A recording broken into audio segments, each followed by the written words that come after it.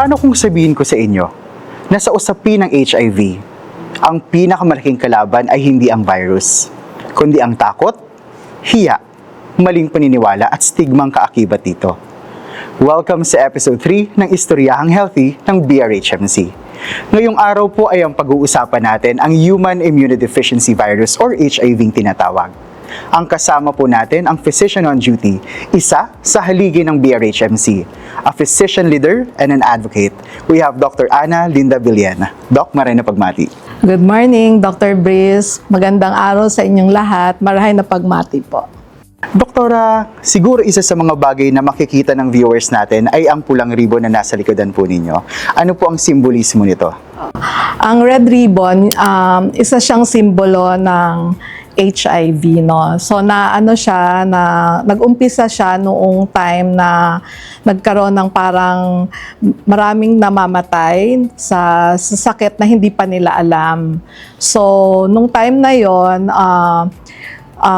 parang nagkaroon sila ng parang symbolism na yung HIV, red ribbon, ang simbolo niya para malabanan ang diskriminasyon and stigma ng sakit. Doktora, speaking of discrimination and stigma ng sakit, sa tingin po kasi natin madami pa ring Pilipino hanggang ngayon ay may takot at maling paniniwala. Ano po ba talaga ang HIV, Doktora? Okay, ang HIV stands for Human Immunodeficiency Virus. So siya ay isang virus na nagkokos ng sakit na AIDS. No? So ang AIDS or Acquired Immune Deficiency Syndrome, siya yung last stage ng HIV. Yung tinatawag na stage 4 or AIDS. So pagka may AIDS na ang isang tao, ibig sabihin nun, sobrang mababa na yung resistensya niya na pwede na siyang magkaroon ng maraming sakit na tinatawag natin na opportunistic infection. Opportunistic infection. Pagka po ba ganun, Doktora, ang isang tao kapag siya ay HIV positive, automatic may AIDS siya? Pag sinabing HIV positive, pwedeng hindi ka pa rin AIDS. Kasi ang AIDS nasa stage 4 na yan or yung last stage na tinatawag na namin na advanced HIV disease. So pag sinabing HIV positive ka, pwedeng nasa stage 1, stage 2, or stage 3. So pag sinabing stage 4, siya na yung tinatawag natin na AIDS. So hindi siya synonymous. Okay. So ibig sabihin po pala, Doktora, pagka po ba sinabing AIDS, that is considered a death sentence? Dati, akala nila, pag sinabing may AIDS ka, mamamatay ka na. Pero ngayon, because of the advent of highly active retroviral agent, yung binibigay namin na gamot sa mga taong nagpa-positive sa HIV, marami na ngayong taong buhay pa after diagnosis for several years, at pag tiningnan mo sila, hindi sila mukhang may sakit. So mukha silang normal na individual na walking around na hindi mo malalaman na may sakit sila as long as meron silang iniinom na gamot. Doktora, ano po ba ang sitwasyon ng HIV sa Pilipinas ngayon? Oo. Sa Philippines, so nagkakaroon tayo ng mga surveillance. So yung latest surveillance natin as of March 2026, ang national average po natin is 52 new cases per day. 52 That's per day. national average po yan. At karamihan po dyan sa mga taong nakikipagtalik lalaki sa lalaki. So yung tinatawag namin na MSMs. So about 95% po ng population sa mga lalaki. At ang age group po nito, karamihan, ang pinakamataas is 25 to 34 years old. So 46% po. At dun sa 15 years old to 24 years old, 31%. Taas po pala, So Doktora. kung titingnan natin sa age group na between 15 to 34%, 77% po ng population na nagpa-positive sa HIV. So sila yung parang pinaka-sexually active na tinatawag natin. And sa Bicol, yung latest na surveillance po dito sa Bicol region, pinakamataas po sa Albay nung March. So Albay po ang pinakamataas na document na bagong kaso ng HIV, followed by Camarines Sur. Para sa 52 cases per day na bagong HIV positive, hindi ba nakabahala yun? Nakakabahala yon kasi sa buong mundo, halos lahat ng countries, pababa na yung kaso nila ng HIV. And actually, yung Philippines, sila yung parang sinasabi na fastest growing na epidemic ng HIV sa Western Pacific region. So tayo yung pinakamataas na nagre-report na bagong kaso. Pero ito kasing nare-report natin, hindi talaga yan yung actual number of positive talaga. Kasi ito lang yung natitest. Pero marami pa rin kasing hindi nagpapatest because nga of stigma. No? Yung marami pa rin natatakot magpatest kasi natatakot sila na baka ma-discriminate. So yun talaga yung number one hindrance natin sa testing. Parang nabasa ko din, doktora, no, na sa Pilipinas, parami ang kaso ng HIV pero pabata rin talaga ng pabata. Yes, oo. So actually, ngayong week lang na to ang pumapunta dito sa BRHMC, sa Besh Hub, ang karamihan nasa early 20s. Yun yung Estudyante or nasa working class, nasa middle class. student and working class. Doktor, in terms of transmission or pagkakahawa, paano nga po ba nahahawa ang isang tao from HIV? So sa atin sa Pilipinas, ang pinaka most common mode of transmission pa rin is sexual, no? Pakikipagtalik sa isang tao na hindi ka gumagamit ng protection. Yung pwede rin siya maisalin through injecting of drugs, no? So injecting of drugs. And also pwede rin siyang maisalin from mother to child. For example, yung nanay, positive siya for HIV, tapos hindi niya alam, tapos nanganak siya, yung bata pwedeng mahawaan ng HIV. Doktor, fast and furious question lang siguro tayo. Answerable by yes or no? Kasi karamihan po nandun pa rin sa baka nakahawa. Baka mamaya hindi natin alam, meron palang HIV isang tao. Pwede po bang mahawa ang isang tao sa pakikipagkamay? Hindi. Sa pakikipaghalikan? Hindi rin unless na merong open wound sa mouth na may bleeding, May no? bleeding, may So kasi sa transmission ng blood, dugo. oo, yun. Paggamit ng public bathroom? Hindi. Hindi. Kasi Kasi yung iba baka mamaya sa kubeta daw po makuha. Yun po yung paniniwala. actually, dati nga, sinasabi nila, pwede ba daw siya makuha sa kagat ng lamok? Diba? Kasi may dugo Yes. yon.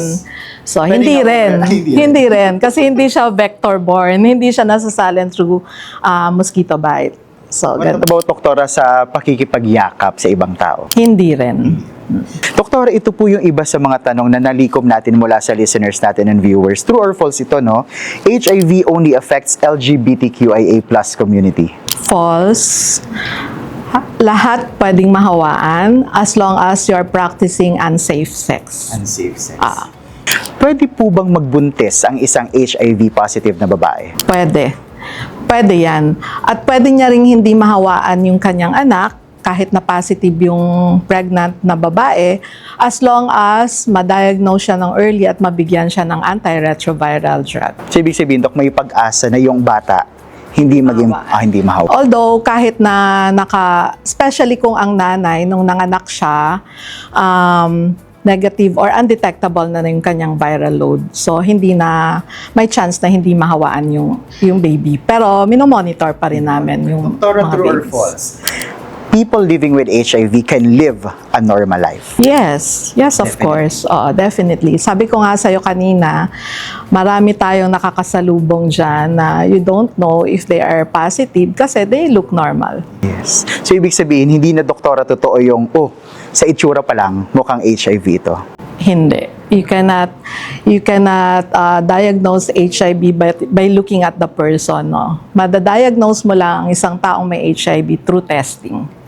So pag hindi nagpa-test, hindi mo pwedeng natin sabihin na negative or positive. What about doon sa statement na know your status. Know your status. Very important yan. Kasi sabi ko nga sa'yo, hindi mo madidetermine yung positivity or negativity ng isang tao without testing. So, we should all know our status.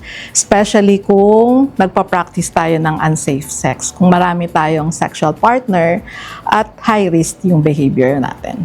Kasi, doktora, I think yung ibang tao sasabihin nila, di naman ako high risk eh. Bakit ako magpapatest? Sino po ba dapat ang mga magpatest or magpa-screen for HIV? So, yung mga high risk, so syempre ikaw lang nakakaalam yan kung ang behavior mo high risk, kung meron kang multiple sexual contact, especially if hindi ka gumagamit ng protection like condom, no? Pangalawa, yung mga nag-i-inject ng drugs. So, yan yung mga commonly na high risk ang behavior. Yung nagkakaroon ng mga sexually transmitted infection. So, they are also considered as high risk.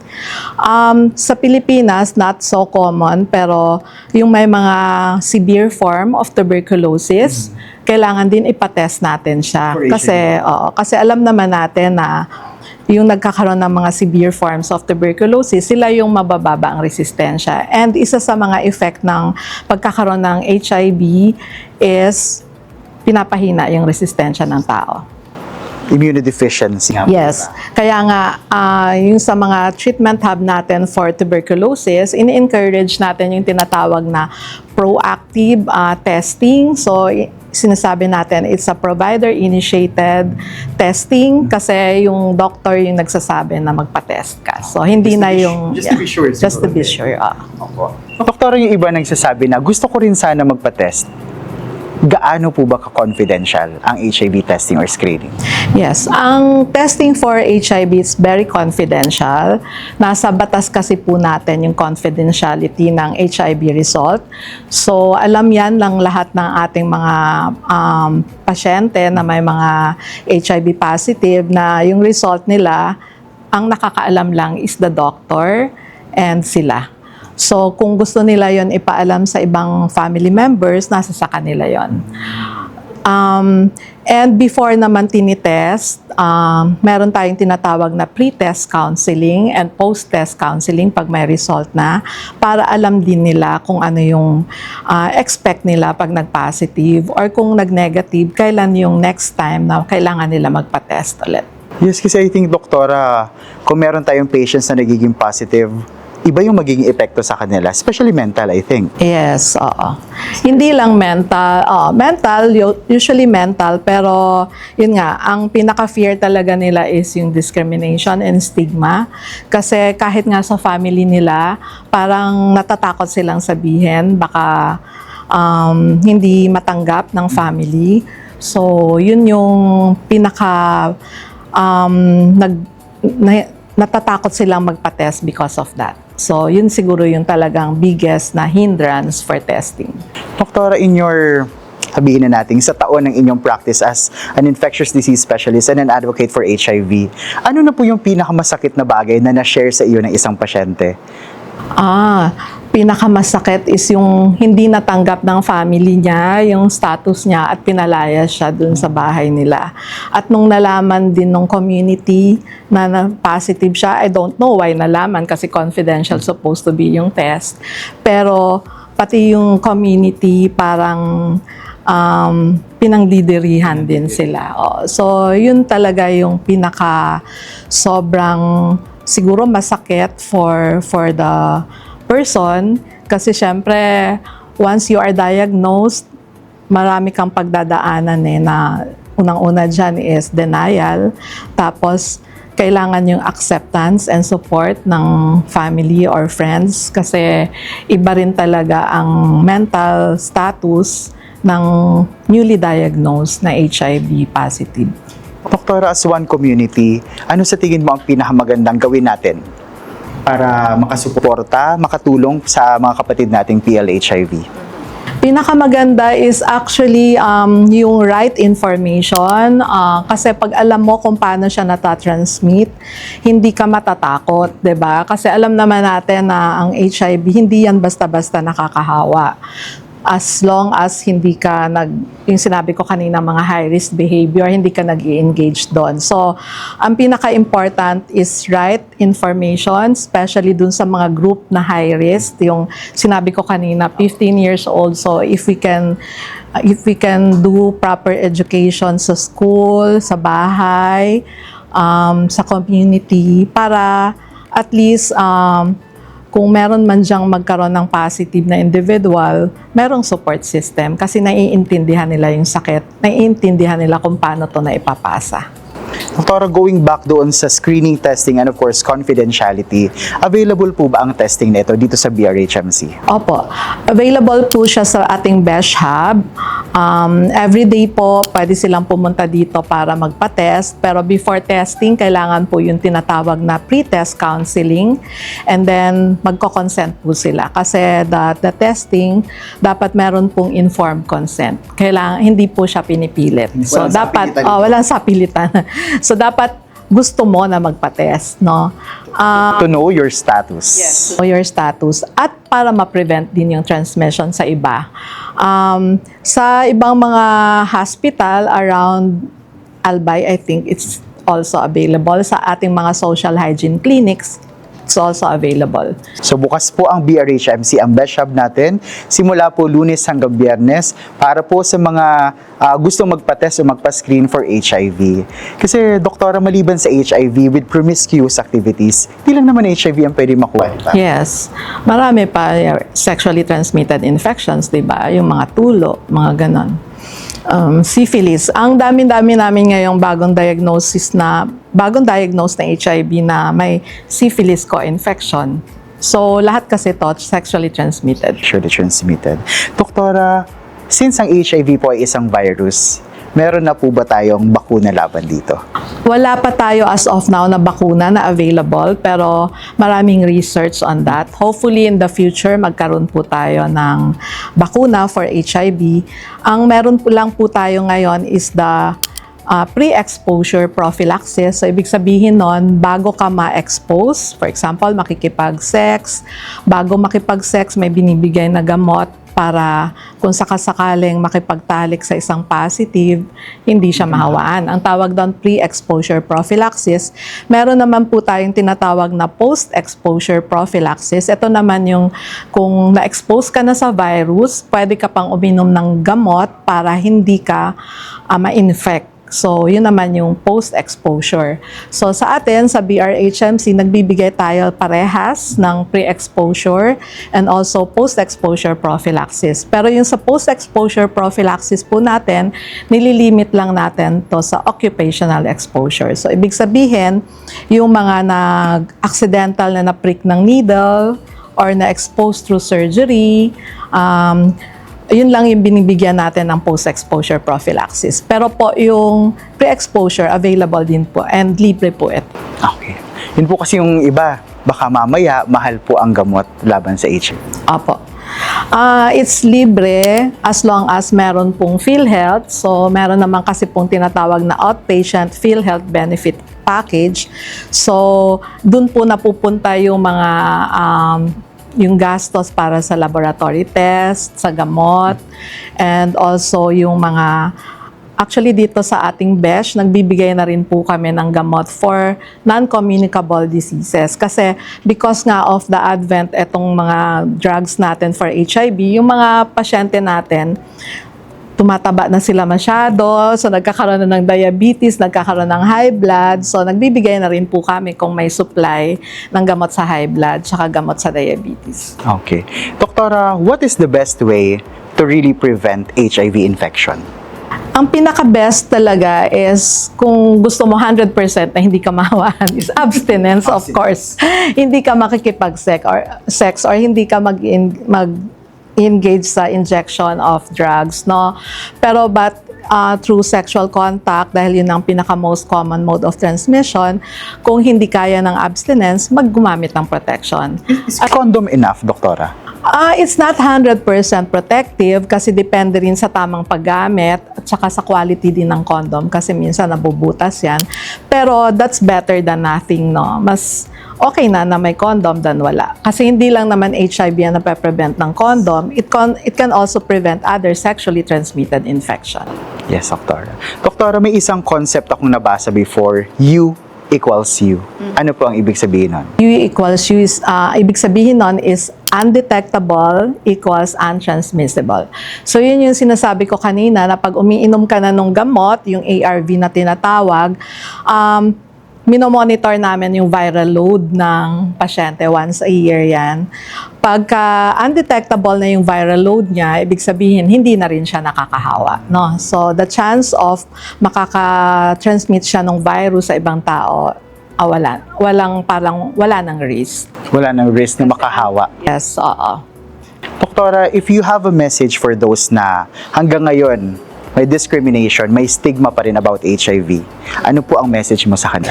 Para sa nagde-discriminate and okay. So, mahirap kasi, attitude kasi yan eh, di ba? Attitude, tapos yung culture natin na parang iniisip natin is, kasalanan mo kasi yan eh, dahil nag-engage ka sa mga high-risk behavior. Pero, isipin na lang po natin na these people, hindi naman lahat kasalanan nila. There are people na nagkaroon sila ng sakit through rape, na rape sila, or yun nga, occupational transmission, o other, yung hindi nila controlled, hindi nila ginusto. So, whatever is the reason, kung ano man ang reason na nagkaroon sila ng sakit na to, they deserve or they have the right to get proper treatment and proper understanding from people, no? So dapat intindihin natin. Dapat hindi tayo mag-discriminate kasi mga tao din po sila and they also have feelings. Nasasaktan din sila, and ang pinaka-importante kasi sa treatment ng HIV, no, is the support system really. Kasi pagka nadidepress sila yung mga mas prone na mag-default or hindi mag-follow up. At pag hindi sila mag-follow up at hindi sila uminom ng gamot because nade-depress sila yung pwedeng mag-progress to AIDS na pwedeng mamatay sila. Doktora, if there's one message na gusto po ninyong mapulot ng ating viewers and listeners sa panonood ng episode na ito, ano po yun? Ang gusto ko lang sabihin na nape-prevent yung HIV, so through proper behavior, so wag kayong mag-engage ng high-risk behavior. So kung makikipagtalik po, dapat may protection, especially kung hindi nyo siya kakilala. No? Kung meron naman po kayong partner, stick to one, monogamous relationship. At saka po, kung na-diagnose naman kayo at alam nyong high-risk behavior kayo, magpa-test kayo at meron po tayong gamot na binibigay. Kasi ngayon, ang AIDS or HIV, hindi na po siya death sentence. So, meron na po tayong gamot na binibigay and you can live a normal life. You can live a normal life indeed. Sa usapin po ng HIV, ang isa sa mga bagay na pinaka-nakakatakot ay ang stigma at diskriminasyon. Pero mapipigilan natin ito sa tamang kaalaman at malasakit.